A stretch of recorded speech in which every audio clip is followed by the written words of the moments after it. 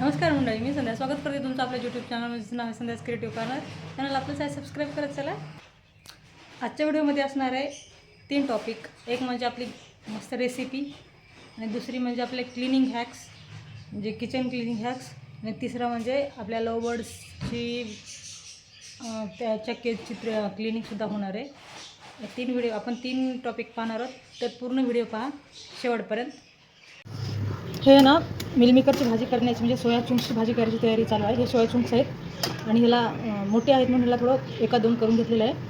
आणि त्यासाठी अगोदर ही ग्रेव्ही करण्यासाठी मी सोया चुंक्सची ना ग्रेव्ही करून भाजी करणार. त्यासाठी अगोदर मी थोडं तेजपत्ता टाकून घेतलं आणि एक दालचिनीचा तुकडा, कांदे, बदाम हे एवढं टाकून घेऊन अगोदर हे फ्राय करून घेते. हे वाफवत आले की मग नंतर टोमॅटो टाकणार आहे. एक इलायचीसुद्धा टाकली. आणि मी हे अगोदर सुरुवातीपासून का नाही दाखवलं म्हणजे मी शूट घ्यावं न घ्यावं कन्फ्युजनमध्ये होते. नंतर मला घेऊन टाका शूट, त्यासाठी मग मध्यंतरीपासून चालू केलं व्हिडिओ. आता जवळपास हे वापरत आलेलं आहे. आता कांदा पाणी डीप करून घेऊन टाकून घ्यायचं.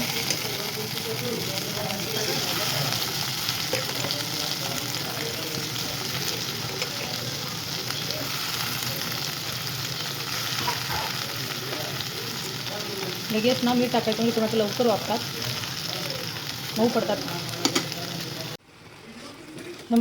टोमॅटो आता मॅश झालेले चांगले, म्हणजे हे मॅश म्हणाले वाफलेले चांगले मऊ पडलेले आहेत. आपल्याला याला प्लेटमध्ये काढून घ्यायचं आता.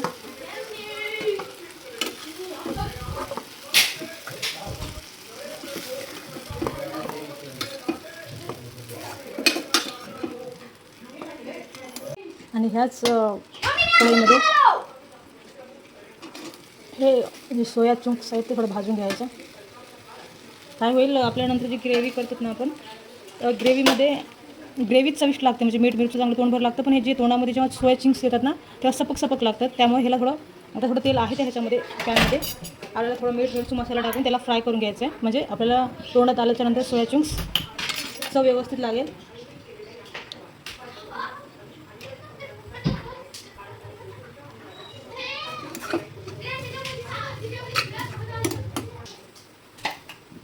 मस्तपैकी फ्राय करून घेऊया. आपण जसं पनीरची भाजी वगैरे केली ना तेव्हा आपण पनीरला हे करतो ना तसं फ्राय तसंच करून घ्यायचं, म्हणजे सपक नाही लागणार. आता ह्याच आपल्याला पॅनमध्ये अजून थोडं तेल टाकून घ्यायचं. जी ग्रेव्ही निघालेली आपली छान मस्तपैकी मला फ्राय करू द्या.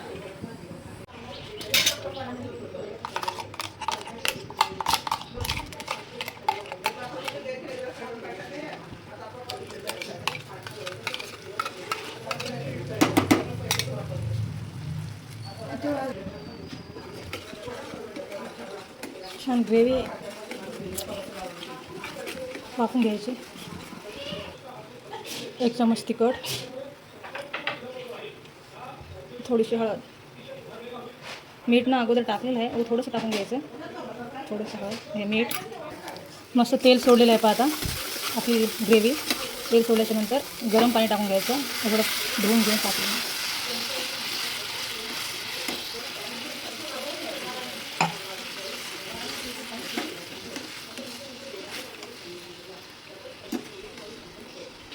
आता हे सोया चुंक्सची भाजी ना थोडं आपण शेंगदाण्याची कूट टाकून असे कांद्याची डायरेक्ट फोडणी टाकून करतो ना तेवढी चव होत नाही. आता तेच सगळं पदार्थ पण थोड्या वेगळ्या पद्धतीने केली ना एकदम नंबर 1 होतं बरं का. आपल्याला सोया चुंक्स जे वाफवलेले आहे ते टाकून द्यायचे सगळे.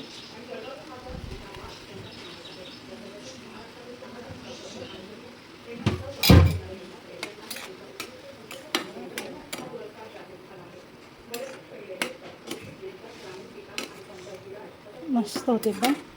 आता ह्याच्यावर आपल्याला थोडंसं घरातला साठवणीचा मसाला अर्धा चमचा आणि कस्तुरी मेथी टाकायची. थोडंसं चमचाभर, अर्धा चमचा नाही, थोडं कमीच आहे. मसाला नाही वापरायचा, लेकरं जेवणार आहे सगळे. आणि हे आहे कस्तुरी मेथी. आता उन्हाळा कडक चालू असल्यामुळे कोथिंबीरीचा अभाव चालू आहे. कोथिंबीर असेल ना तर एकदम जबरदस्त अजून त्याची चव छान होते. हे असली भाजी आपली रेडी. हे पहा, आमचा आज पक्ष्यांचा पिंजऱ्याची साफसफाई चालू आहे. खूप खराब झालेलं होतं. अशी बसली बा मस्त एकदम. इथले एकच आहे, बाकी कुठं आहेत रे? घरात गेले काय? आणि इकडे बसली आमची रुबी. ए रुबी, काय कर योगा करलीस तू?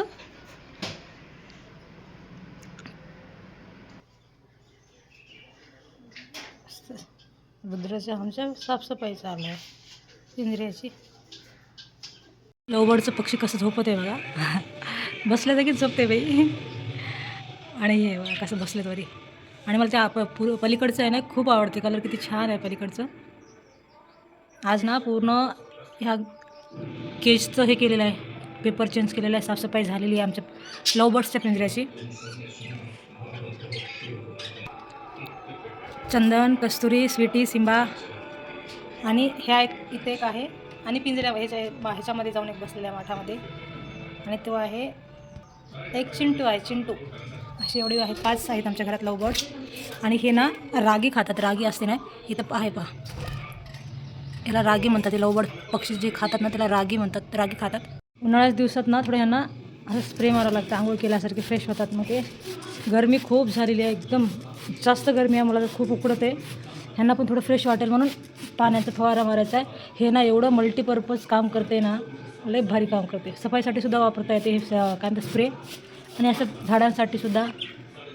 आणि हे पक्ष्यांना मस्त आंघोळीसाठी सुद्धा थंड वाढते, एकदम खूपच उकडायले त्यासाठी असं मारावं नाही.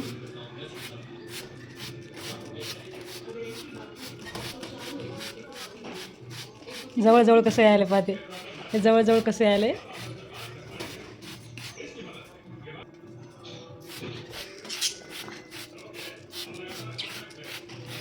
जवळजवळ यायला लागले, जवळजवळ यायला लागले, छान वाटायला त्याला. मारायचं तुला पण मारायचं.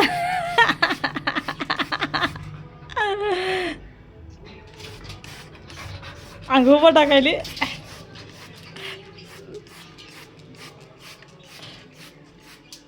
गरमी व्हायली तुला पण.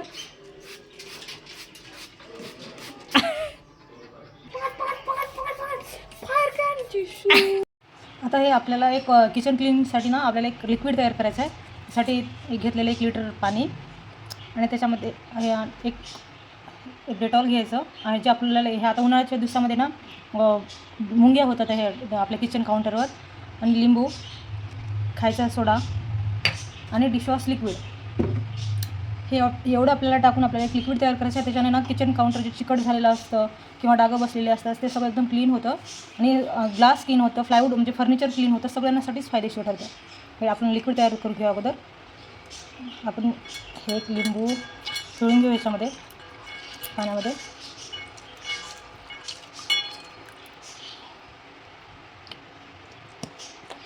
आता हे मुंग्या खूप होतात ना किचन काउंटरवर, म्हणजे उन्हाळ्याच्या दिवसात तर मेनली जास्त होतात. त्यासाठी थोडं डेटॉलमुळं कसं मुंग्या येणार नाहीत, मुंग्या होणार नाहीत, झुळं किंवा मुंग्या असं काहीतरी इन्फेक्शन म्हणजे करणार नाहीत आपल्या काउंटरवर, किंवा कुठेही स्वच्छच असणार आहे. आणि थोडंसं टाकून घेणार आहोत खायचं सोडा.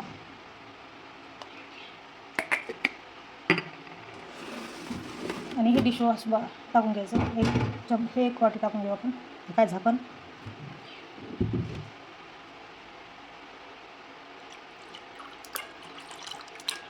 मस्त लिक्विड तयार होईल. आणि ह्या लिंबाला सुद्धा आपल्याला असंच वेस्ट जाऊ द्यायचं नाही. त्यासाठी ना हे कडकडीत पाणी गरम करून घेतलेलं आहे, त्याच्यामध्ये लिंबू टाकून द्यायचे. त्यात थोडं सोडा टाकायचा. हे डिटर्जंट पावडर असते ना, हे थोडं टाकून घ्यायचं. जरा मिक्स करून घ्यायचं व्यवस्थित. जे गॅसचे बर्नर असतात ना, हे काही उतू वगैरे गेलं काही झालं तर थोडं छिद्र बुजले जातात. त्याला डीप करून ठेवायचं मध्ये, म्हणजे आपली बर्नर एकदम स्वच्छ निघतील आणि आपली गॅसची सुद्धा बचत होईल पर्यायाने. हे थोडं आता पाणी गरम करण्यासाठी ठेवले तो बर्नर, ते गरम झालेलं होतं पुष्कळ. ह्याला 1 तासभरमध्ये डीप करून ठेवायचं. नंतर थोडं ब्रशनं वॉश करून घेतलं ना एकदम स्वच्छ निघतात, छिद्र वगैरे मोकळे होतात. खायचं सोडा, ते सगळं लिक्विडचं सगळं रिॲक्शन होऊन अगोदर कलर खूप वेगळं झालं होतं, पण आता चांगलं झालं का. आता ह्याला आपण गाळून घ्यायचं, कारण ह्याच्यामध्ये लिंबाचे ती बारीक हे असतात, काय म्हणतात त्याला, काहीतरी म्हणतात असू दे. ते लिंबाचे त्याच्यामध्ये बारीक बारीक हे असतात आणि त्याची हे सुद्धा आहेत, बियासुद्धा आहे. त्याच्यामध्ये गाळून घ्यायचं. माझं किचन काउंटर आज साफ केलेलं नाही, स्वच्छ केलं नाही. मी तुम्हाला हॅक दाखवा म्हणून तसंच ठेवलेलं आहे. स्वच्छ करून घेऊया आपण.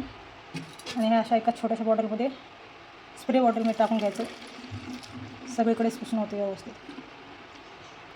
आता हे जे आपली फिल्टरची बॉटल येते, म्हणजे 1 लिटरची बॉटल येते ना, त्याच्यामध्ये भरून ठेवलं तरी चालतं. हे 15 ते 20 दिवस काय म्हणजे 1 महिना जवळपास काही होत नाही लिक्विडला.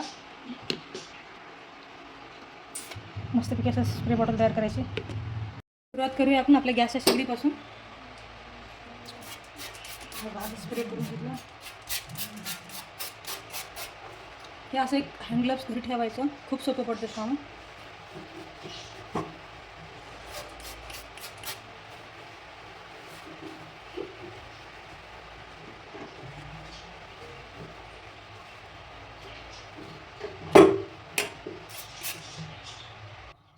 पाहू शकता तुम्ही किती क्लीन झालेलं आहे आपलं हे. या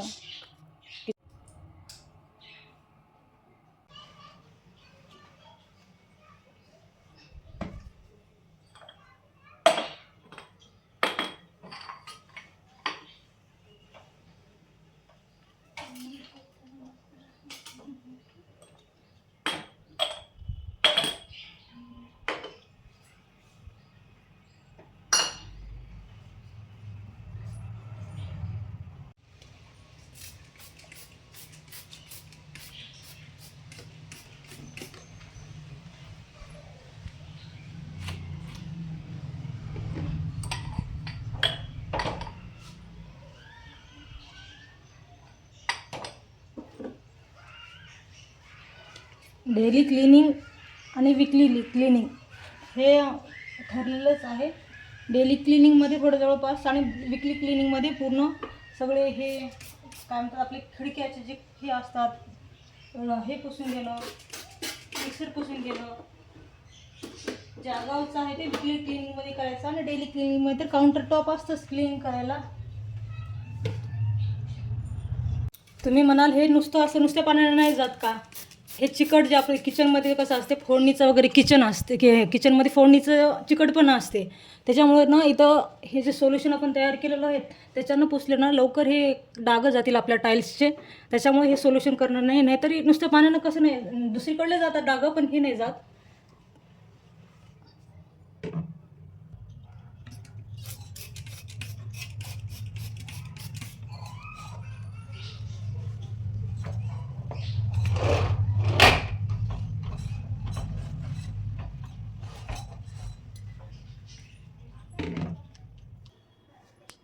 हे पाहू शकता आपलं किचन एकदम क्लीन झालेलं आहे.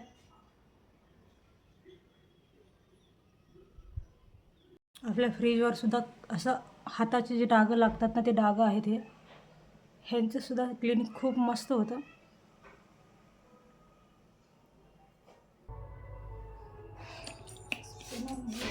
विकत तर सगळेजणच आणू शकतात, पण घरात स्वतः अजून काही तयार करून आपण काही म्हणजे स्वतः घरात तयार करून काही वापरण्यामध्ये काहीतरी वेगळंच आनंद असतो आहे की नाही.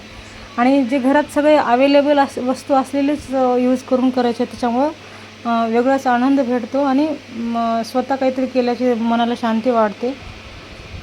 आणि नवीन नवीन काहीतरी एक्सपेरिमेंट करत गेलं ना आपल्याला असं वेगळ्या गोष्टीची माहिती सुद्धा होते. फ्रीजची क्लिनिंग किती मस्त झालेली आहे.